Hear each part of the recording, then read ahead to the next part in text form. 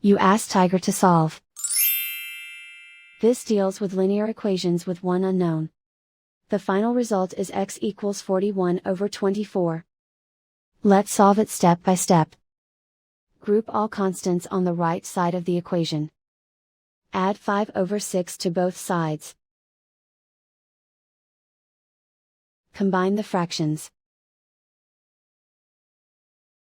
Combine the numerators. Reduce the zero numerator. Simplify the arithmetic. Find the lowest common denominator. Multiply the denominators.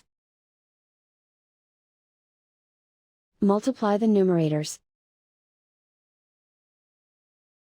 Combine the fractions. Combine the numerators.